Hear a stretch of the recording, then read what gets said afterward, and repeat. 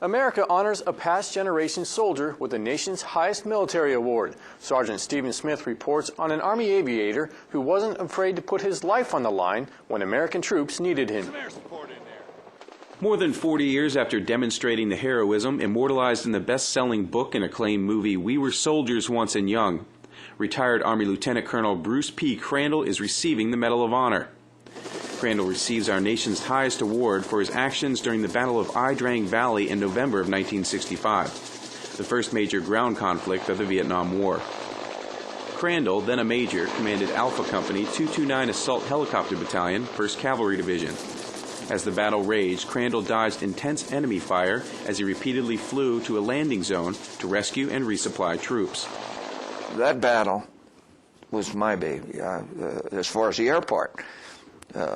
My job was to support that infantry unit, and I learned very quickly that job held a hell of a lot of responsibilities that I had to either accept or get out of the business. The narrative for Crandall's Medal of Honor credits him with displaying leadership by example and fearless courage as he voluntarily flew his unarmed helicopter through a gauntlet of enemy fire on flight after flight, delivering desperately needed ammunition, water, and medical supplies into one of the most hotly contested landing zones of the war.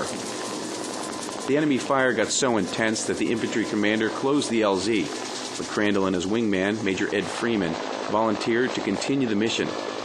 The two Army aviators are credited with evacuating and saving more than 70 wounded soldiers. We took off that morning at 6 in the morning. We flew 14 and a half hours that day. And, it's a 4-hour day in a helicopter is a pretty long day. But I'd never, before or after, flew that kind of 14 and a half hours. And I drive my motorhome for 4 hours and I'm pooped. Of course, I'm a lot older, but that was a long, long day. The honor is a long time coming for Crandall, who withdrew his name from consideration years ago to ensure that Ed Freeman received the honor first. And he did. Freeman was presented the Medal of Honor in July of 2001. To me personally, it makes you want to, I'm alive in getting it. So you feel a little like maybe you aren't deserving because there's so many have not have received it after giving their all. And I didn't do that. I did my job.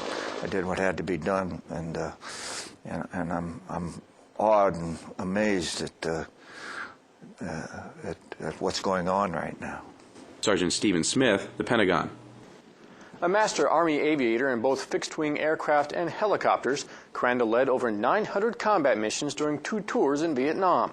We'll have more from the presentation ceremony in our next program.